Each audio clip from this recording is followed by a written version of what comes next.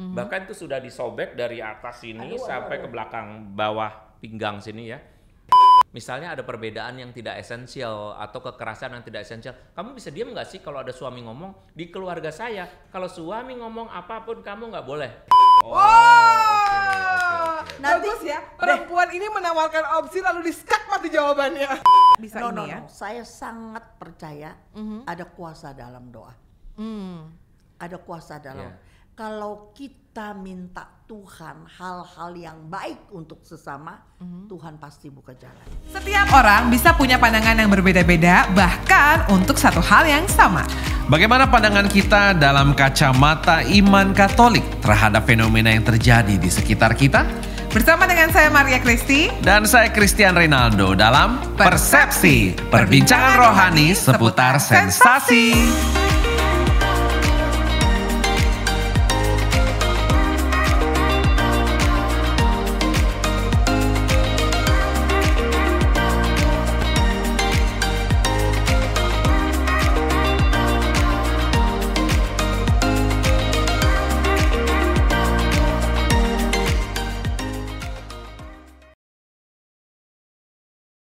Alright. Kira-kira begitu. Berasa nih. Sampai terpana ya. Berasa diomongin saya soalnya. Berasa jadi pelaku nggak sih? Ya. Gue gak komentar deh kalau gitu ya, karena kan belum married ya. Tapi nanti kita mau lihat lagi lebih dalam lagi. So Romo, Mami Chun adalah seorang awam tentunya yang menjadi life testimony. Bagaimana dia boleh mendengarkan testimoni dari keluarga Katolik lainnya dan boleh menjadi perpanjangan tangan Tuhan juga seputar kasus KDRT ini. So kami ingin bertanya kepada Romo, dari pandangan gereja Katolik, itu apa yang mendefinisikan KDRT atau kekerasan dalam rumah tangga, dan mungkin boleh langsung dilanjutkan aja dan bagaimana harus mengatasinya. Karena kita semua tahu bahwa secara umum, secara simpel dan udah terkunci bahwa di gereja Katolik tidak mengenal yang namanya perpisahan sampai maut memisahkan. Apa yang dipersatukan oleh Allah? Tidak. Janganlah diceraikan Ceraikan manusia. manusia. Biasa gitu. Iya ya. Yes. Tapi bareng-bareng gitu ya. Merdeka. Merdeka. Yang lebih banyak umatnya ya, walaupun yang ngejalanin itu CPP-nya, yang aminin umatnya yang datang ya. Oke. Silakan, Mo. Gimana, Jadi kalau kekerasan dalam rumah tangga itu kan istilah lainnya biasanya karena dalam rumah tangga bukan dalam masa pacaran, maka Ya. domestic violence. Oke. Ya, domestic dari kata domus. Domus itu rumah. Maka domestic violence adalah kekerasan di dalam rumah. Rumah artinya ya rumah tangga, bukan rumah tetangga ya. Nah, domestic violence ini atau kekerasan dalam rumah tangga ini bisa berbentuk verbal dan non verbal tadi. Oke. Non verbal itu macam-macam. Yang non verbal biasanya malah justru lebih banyak. Kalau non verbal itu seperti fisik, ya kan? Atau mungkin juga non verbal juga misalnya silent treatment, yang ngediemin gitu ya. Atau juga bisa sikap abusive yang tadi disampaikan ya. Abusive itu berarti dia melakukan kekerasan misalnya secara seksual. Ya. Dipaksa ini itu, yang mana itu sebetulnya adalah hasil dari terlalu banyak nonton video porno, konten-konten porno ya. Sehingga itu namanya pornografi, lalu dituangkan menjadi kebiasaan yang belum diterima oleh istri, sehingga itu menjadi violence juga, kekerasan juga.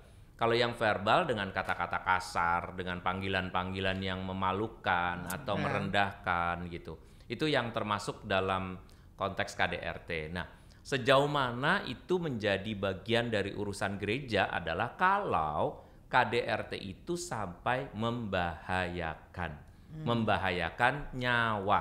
Jadi kalau kita ngambil dari kitab hukum kanonik ya, di sini ada kanon 1153. Jika salah satu pasangan menyebabkan bahaya besar bagi jiwa atau badan pihak lain atau anaknya, artinya dari biasanya, tetapi nggak harus, tadi kan ada yang dari perempuan ke laki ya.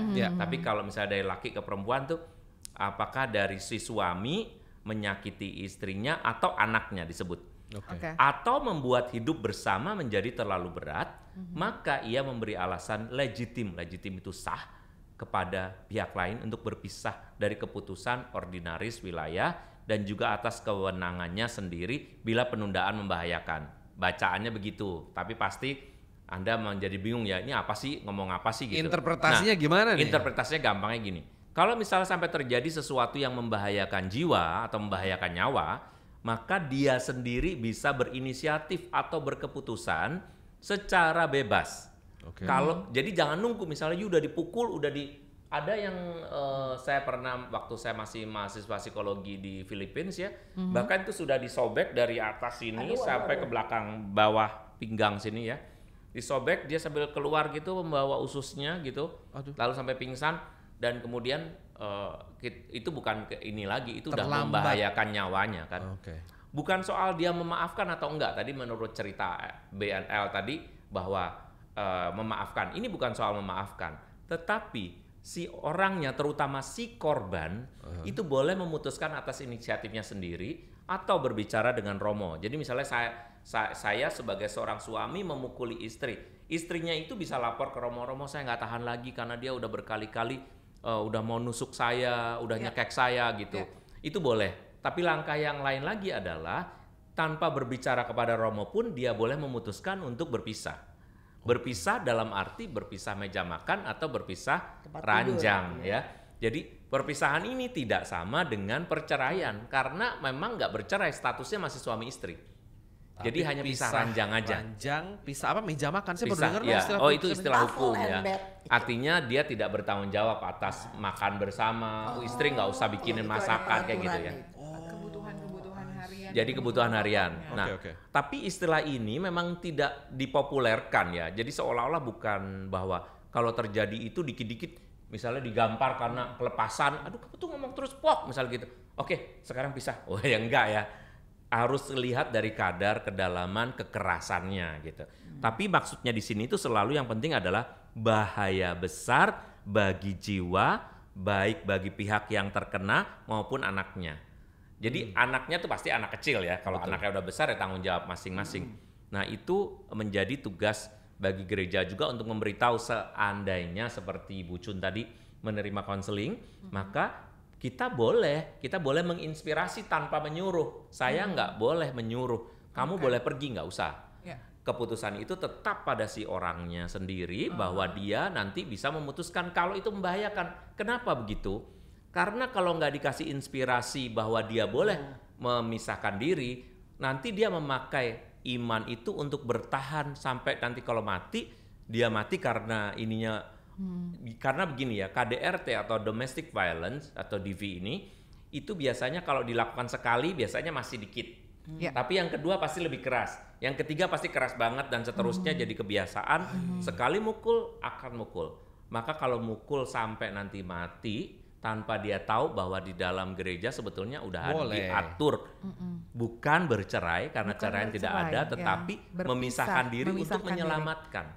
Seandainya situasinya sudah berubah, dia sudah bertobat dan ini mau balik lagi, ya harusnya begitu. Ya ini yang disebut sebagai pengampunan. Mengampuni. Tetapi jika yang diampuni ini melakukan lagi, maka dikatakan dia memisahkan. Kalau begitu seterusnya mau permanen dia juga bisa. Karena kita nggak boleh memasukkan orang ke dalam bahaya. Ini bukan pencobaan karena udah jelas-jelas gitu ya. Nah, apa kaitannya dengan kalau sesuatu yang sudah dipersatukan Allah tidak boleh diceraikan manusia? Itu betul. Jadi tidak ada seorang pun yang boleh memberi nasihat kamu cerai aja. Kamu cerai aja, nggak boleh. Itu ya. penting. Itu harus menjadi decision atau keputusan dari si orangnya, korban sendiri. Ingat, hanya si korban yang boleh memutuskan sesuatu. Karena pelaku tidak ada hak apapun. Karena dia pelakunya. Yang boleh diberi itu adalah pihak si korban aja gitu. Jadi kalau kita lihat di sini terhadap KDRT ini, Gereja Katolik tidak mengajarkan kita menjadi pribadi yang tadi dikatakan oleh Ibu Chun bodoh, jangan bodoh gitu ya.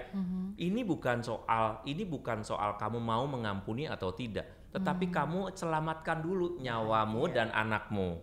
Nah, seandainya India sudah berbalik minta maaf, minta ampun dan sama-sama mau retret dan sebagainya, kamu harus mengampuni dia. Karena apa? Itulah janji perkawinan, bahwa saya akan mencintaimu dalam Untung suka, dan malang, duka, untung, malang, keadaan baik dan sebagainya. Itu gitu. Tapi harus punya pandangan yang lebih luas, diperluas lagi dengan pengetahuan ini supaya kejahatan itu tidak dilestarikan. hanya karena orang tidak mengenal peraturan. Apalagi kalau sudah memisahkan diri, misalnya ya, kamu tetap boleh komuni loh. Jadi tidak ada persoalan dengan kamu nggak boleh komuni, kamu tetap boleh komuni. Yang penting tidak boleh menikah lagi, atau kamu tidak boleh berselingkuh selama masa kamu merasa takut dengan perlakuan suamimu ini. Dan itu bukan hanya membahayakan nyawa. Dan dalam arti dikasih ituan fisik ya. Tapi misalnya dia sebagai pemabuk ngambilin uang terus, nyolongin uang tabungan dan sebagainya. Nah, itu pun juga termasuk dalam golongan yang membahayakan. Karena nanti anaknya nggak bisa ini sampai habis-habisan misalnya. Jangan. Tapi kita harus memberi inspirasi. Inspirasi yang baik itu adalah bersikaplah bijaksana. Kamu harus mempertahankan perkawinanmu, tetapi pertama-tama selamatkan dulu emergency ini, selamatkan dulu anakmu dan dirimu sendiri. Misalnya kita taruh buku banknya dititipin di mana, ATM-nya dititipin di mana, misalnya itu tetap boleh. Jadi pembicaraan gereja tuh nggak seperti sesuatu yang melayang-layang gitu loh, bukan hanya ini ya. Saya sangat setuju dengan pernyataan dari Bu Chun tadi. Kita harus percayakan kebaikan Tuhan. Kebaikan Tuhan itu apa? Salah satunya adalah perubahan atau pertobatan dari pihak pelaku. Sehingga kalau misalnya pelakunya bertobat dan memang terbukti ketika dia balikan ya, balikan lalu dia bisa baikan lagi, maka itu ya udah kamu harus mengampuni, tidak ada cara lain. Nggak boleh mengingat-ingat terus. Nah, kalau mengingat-ingat terus nanti akibatnya apa? Balik lagi dia jengkel, pukul lagi gitu. Kalau menurut saya menurut saya bukannya yang pelakunya doang cari Tuhan. Betul. Dua-duanya, betul. Dua-duanya harus cari Tuhan. Sebab kesian si korban dong. Betul. Iya kan, dia suruh ngempet aja. Memendam gitu kan, dia kanker nanti. Ya, betul. Ya kan? Ya. Dan nggak ada kekuatan. Saya jadi konselor udah lebih dari 30 tahun. Sejak saya masih baru menikah. Jadi saya lihat senjata yang saya selalu omong di PA saya, diam, sabar, ngalah. Itu antibiotik saya mau. Diam, sabar, ngalah. Tapi teman saya baik bilang, satu lagi tambahin Chun, apa? Merem. Kalau liatin mukanya doang, nggak bisa diam, sabar, ngalah. Merem, udah jangan deket-deket gitu. Tetapi banyak sekali problem teratasi, bukan diam sabar ngalah saja, tetapi dua-dua dibawa kepada firman Tuhan. Firman yang akan mempertobatkan dua-duanya. Dia udah tahu kok mesti diem, mesti ngalah, dia tahu, bukan nggak tahu. Sebelum saya omong, saudaranya, mamanya, semua udah ajarin dia. Dia kalau laki lu ngamuk, lu diem, ngalah. Emangnya gampang kita kagak salah disuruh diem. Kita yang benar disuruh ngalah. Memang si Firman ngajarin. Tetapi kekuatan untuk diem, sabar, ngalah hanya datang dari pertolongan Tuhan. Nggak mungkin. That's so powerful. Makanya tadi sangat mungkin bisa dikonklusikan dengan satu kalimat bahwa berpisah atau memisahkan diri sementara berbeda dengan perceraian. Berbeda jauh. Dan itu yang harus diambil ya. Tadi itu adalah seandainya dia balik, dua-dua jadi udah balik sudah mau renewed, kedua-duanya harus beriman, dimasukin, artinya dimasukin dalam konteks dia harus bertobatan full dan lebih dekat kepada firman. Jadi ini konteks yang sudah dalam kondisi bertobat ya, bertobat bukan dalam kondisi kalau nggak diperbaiki cuma dipisahin doang. Tapi ini dua-dua nggak diperbaharui pola pikirnya, diketemuin lagi. Balik lagi. Jadi sebetulnya kalau didengar tadi sebenarnya ada dua urban legend, dua mitos ya.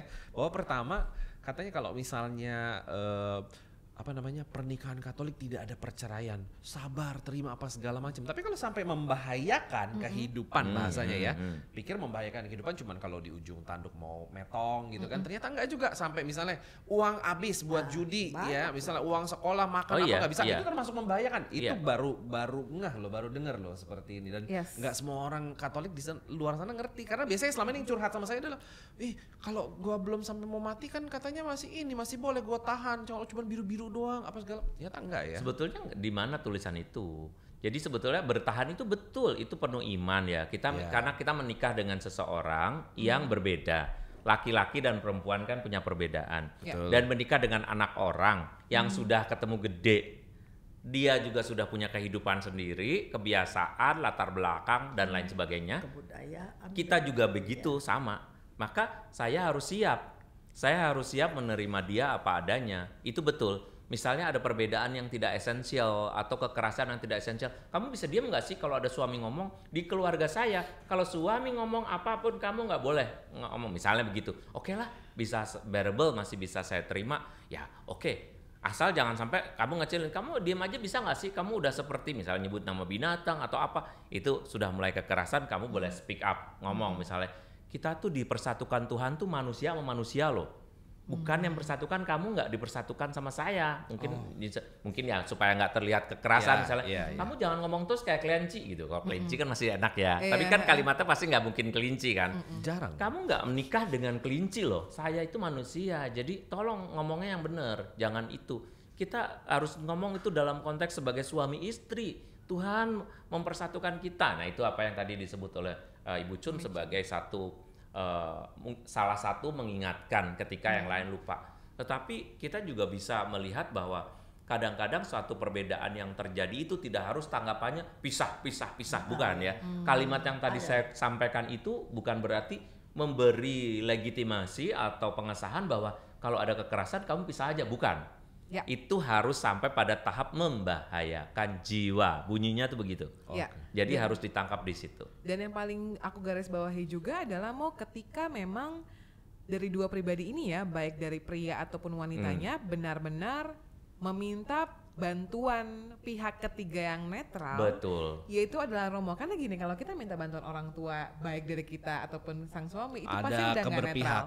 Jadi memang kan pernikahan itu kan pasangan suaminya, istrinya, pria dan wanitanya, dan yang ketiga adalah Tuhan. Dan romo atau pastor yang ada di gereja Katolik dan mengerti itu adalah perpanjangan tangan Tuhan di bumi ini kan. Jadi memang harus datang ke romo, ceritakan sehingga pihak ketiga ini yang mungkin bisa menjadi penentu pertimbangannya harus seperti apa. Dalam hal perpisahannya tadi ya, perpisahan ranjang, perpisahan meja makan. Betul, tadi ya. Dalam hal perpisahan sementara lagi-lagi. Di Katolik tuh harus di make it clear gitu bahwa ini sementara. Baik dari pria ataupun wanitanya harus rekonsiliasi lagi dengan kasih Tuhan, menjalani yang namanya pertobatan dengan segala naik turunnya sehingga baru nanti bisa disatukan kembali. Jadi memang benar listeners bahwa di gereja Katolik lagi-lagi tidak mengaminkan atau tidak mengadakan yang namanya perceraian. Tapi saya mau saut sedikit. Tapi tadi Romo bilang suami lagi marah, terus si istri bilang, ini gereja. Nggak bisa lelaki kalau lagi ngamuk matanya mendelik disautin 1-2 bisa dikaplok tuh. Jadi saya pikir kalau yang satu lagi panas, tinggi banget, si perempuan diem aja. Iya, dan itu meredakan tensi pasangan. Sebaliknya juga gitu. Nah ini namanya dewasa dalam perkawinan. Kalau istri udah lagi capek, anak sakit, jaga malam, dia ngomel, ya laki juga biar ngerti. Nggak mungkin dalam situasi capek begitu, marah begitu, terus saling berkomunikasi, nggak bisa. Jadi dua-dua harus bisa cari penguasaan waktu, diri. Nah ini menarik nih, kalau Ibu Chun bilang seperti itu, sementara Romo RW tadi bilang, ya supaya KDRT itu bisa disadarin oleh si pelaku, kita harus stand up loh, kita harus ngomong loh bahwa yang nanti cari waktu yang baik.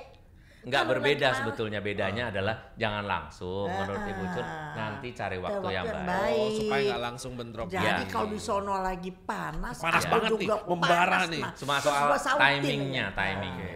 Karena gini, Mami Chun adalah seorang awam yang menikah, Iya. which is Mami Chun mengalami kehidupan Iya. pernikahan, atau Ibu Chun mengalami yang namanya kehidupan pernikahan. Dan lagi-lagi ini adalah pertanyaan atau statement yang suka nyeletuk, mungkin menyakiti hati Romo-Romo juga.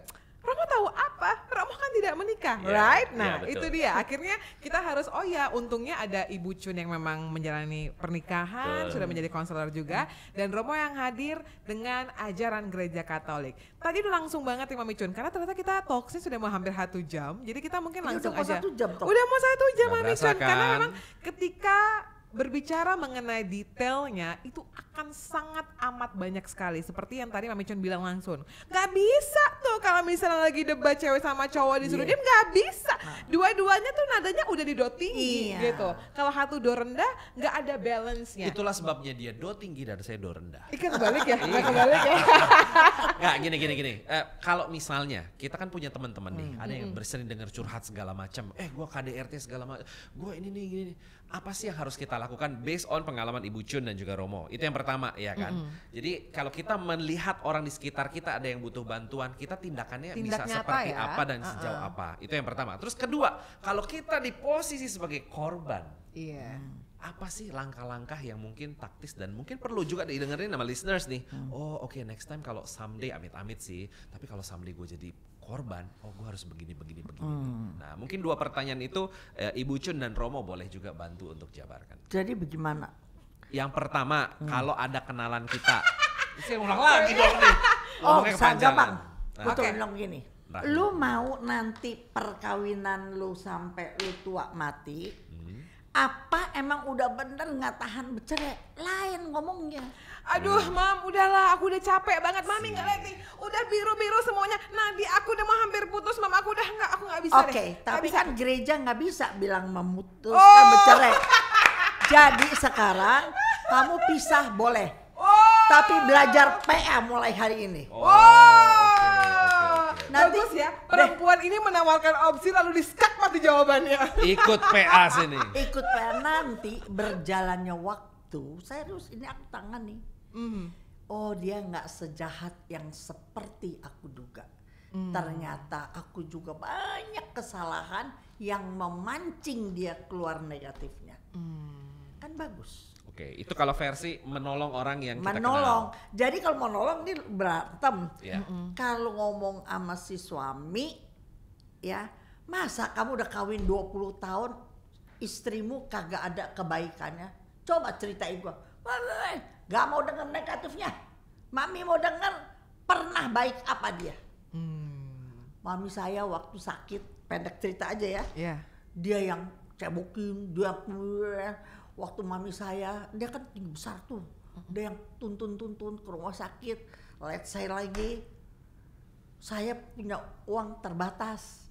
Tetapi waktu adik saya mau sekolah, dia keluarin simpenannya, maka adik saya positifnya saya lihat. Nanti saya ngomong sama yang perempuan, masa lu udah kawin 20 tahun sama suamimu, gak ada positifnya? Ada sih Mi, waktu mami saya begini dia yang tolong. Waktu papi saya gini untung ada dia kolongin. Udah kan, gue simpen. Nanti waktu konseling gue ngomong, lu kalau ngomong jelek malu lu. Lu gak inget tuh, dulu dia cerita loh sama saya, dia cerita. Waktu papimu begini-begini yang tolong siapa, yang suapinin siapa, yang cebokin siapa. Emang dia cerita. Ya dia cerita kok nggak, emangnya lu kira gue dewa bisa denger, bisa tahu dari mana? Ya dia cerita. Emang laki gue emang ada baiknya, sama adiknya sama juga. Itu panas orang turun kan ya mau ya, Oke. digituin. Jadi pintar-pintarnya si konsel. Mam, sorry interupsi. Kita paham kalau dua-duanya bisa ketemu Mami. Kalau yang satu nih, ini kita mau ngomong realita aja ya, mau udah kayak dakjal banget, boro-boro mau ketemu Mami Cil. Nggak bisa deh tuh Mami datengin ke rumahnya aja dia bisa kebakar, aura Mami Chun udah langsung kepanasan dia. Udah nggak ketemu sama Mami, nggak bisa duduk diam, nggak bisa duduk ngomong gitu. Gimana Mam? Ya kayak tadi, pisah dulu. Sampai bener-bener Dua-dua tapi aku sangat pihak percaya. ketiga bisa no, ini ya? Saya sangat percaya ada kuasa dalam doa. Ada kuasa dalam. Ya.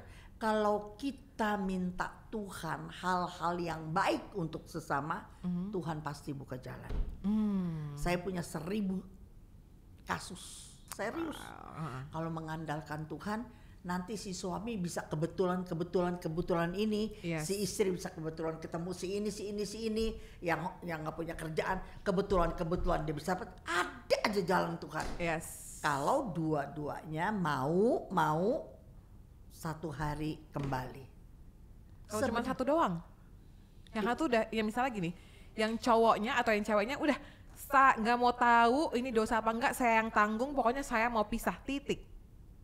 Ya itu gimana? Tapi kan nggak boleh katanya. Curhat loh. Oh enggak, karena Oh, ini gua kira lu reality. curhat. Iya Karena benar. reality Tapi ini kan kalau dia ke gereja nggak bisa bercerai. Kita dengarkan dulu jawaban Nah. dari Romo Erwin. Kalau ada Enggak, kenalan maksudnya kita. ini kan setelah terkejadian KDRT harus jelas ya, Iya. bukan Iya. cuma tiba-tiba berpisah. Setelah kejadian KDRT, let's say suaminya yang melakukan pemukulan. Oke. Sesudah terjadi KDRT, kan si istri misalnya bermaksud memisahkan diri. Menyelamatkan diri dulu nih, Menyelamatkan menyelamat diri. kehidupan. Ya, kalimatnya sebetulnya itu maunya. Cuma memisahkan Tapi diri. yang berkali-kali dong, bukan yang cuma baru satu kali. Satu kali orang mukul bisa juga emosi. Mo. Kelepasan. Iya, oke, bukan gitu. Tapi ini masalahnya gini, itu keputusan dia bukan keputusan kita. Untuk memisahkan diri tadi, Jadi menyelamatkan diri. ini bukan saya nggak pernah. Tadi kan saya bilang Gereja pihak tidak boleh. gereja Yes. maupun Ibu Cun tidak pernah boleh menyuruh orang direktif menyuruh orang pisah. Yes. Karena itu keputusan pribadi, karena kita nggak tahu sedalam apa Iya. gitu ya. Nah, seandainya ini memisahkan diri, pihak gereja itu sebetulnya bagian dari penjelasan yang tadi belum selesai karena udah ganti tema, untuk merenungkan, sama-sama berpikir apakah ini sebetulnya jalan Tuhan dan lain sebagainya. Itu adalah ketika mereka berpisah. Untuk merenungkan apakah yang sebaiknya tindakan yang harus dilakukan. Nah, pada saat itu boleh ikut PA-nya, Ibu Cun. boleh merenung dan harus berdoa, atau barangkali memutuskan untuk retreat, tapi dia memutuskan untuk berpisah sementara dulu tadi itu, ya. Kalau dia nggak mau berpisah sementara ya nggak apa-apa, waktu itu keputusan dia. Yang tahu kan dia, tanggung sendiri kan. Kalau memang dia merasa bahwa sebetulnya itu baru sekali ya nggak apa-apa. Kayak ini kejadian L dan B ini kan juga sama kan. Dia memutuskan, orang lain yang kayaknya harus, aduh kamu begini, kamu harusnya nggak loh, dia sendiri mau mengampuni. Ya sudah, ya sudah, itu keputusan dia kan. Orang boleh mencaci dan sebagainya, tetapi dia sendiri memutuskan begitu, dan itu sah-sah aja karena hidup milik dia. Nah, kembali ke persoalan apa yang harus dikatakan, dibantu seandainya ada korban yang datang kepada saya, ya kan?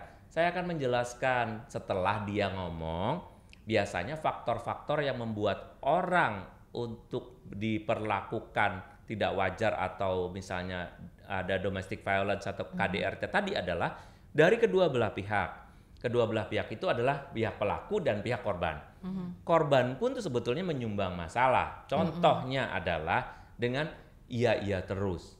Yes. Dengan sikap submisif, mengabdi, menghamba, kamu Yes. tuan, aku hamba. This is not about master and slave. You sepadan. Tuhan bilang kalau kita menikah harus sebagai orang yang sepadan. Maka kalau kamu menempatkan dirimu lebih bawah, salah. Sepadan itu bisa bersabar, tadi seperti yang disampaikan, atau bisa dengan sebetulnya kasih itu sabar, murah hati, dan terakhir adalah pengendalian diri. Dan itu harus dimiliki oleh kedua belah pihak. Dan ketika yang satu pihak tidak mengasihi, maka kasih itu menjadi timpang. Nah, ketika timpang, you harus membantu pasanganmu supaya mengembalikan dia punya kasih.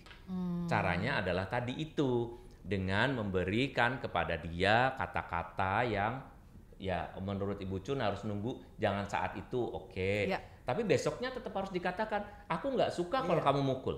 Jadi itu harus. Kalau enggak, sikap submisif ini berarti membiarkan, membolehkan. Dan itu akan membuat si pihak pelaku akan leluasa dan jadi menambah. dia akan eskalasi gitu istilahnya. Menambah. Akan makin berat. Dan itu justru sama salahnya. Itu sama berdosanya, artinya membiarkan orang yang kamu pilih menjadi pasanganmu untuk berbuat dosa. Maka kamu katakan, kata Tuhan adalah kamu sampaikan Kalau satu orang nggak bisa, 2 orang. Kalau 2 orang nggak bisa, 3 orang. Kalau nggak bisa, kebaskan debunya. Artinya ada orang harus menyampaikan dulu gitu. Jadi katakan kepada dia, kamu harus bijaksana menangani itu. Hanya kamu yang tahu bagaimana menangani kehidupanmu. Supaya barangkali Tuhan sedang mau membuat kamu, mengedukasi kamu, mendidik kamu supaya makin dewasa. Karena perkawinan itu kan bertumbuh bersama ya, bukan yang satu tumbuh dan memukul yang ini tumbuh sendiri. Gitu. Pembatalan itu tidak semudah seperti nama lain dari cerai, bukan. Bukan nama lain dari perpisahan juga.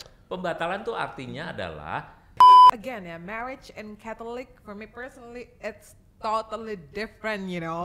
Itu yang namanya dewasa untuk masuk dalam perkawinan. ya. Dan berapa banyak anak muda OMK kita masuk ke perkawinan tanpa punya Proses seperti itu. Ya. Oh, discovery lah. Discovery. Jangan cuma pada saat mau nikah aja datang ke gereja, tapi ketika memang sudah menjalani kehidupan rumah tangga, gereja tuh tetap menjadi perpanjangan tangan Tuhan yang paling pertama ya.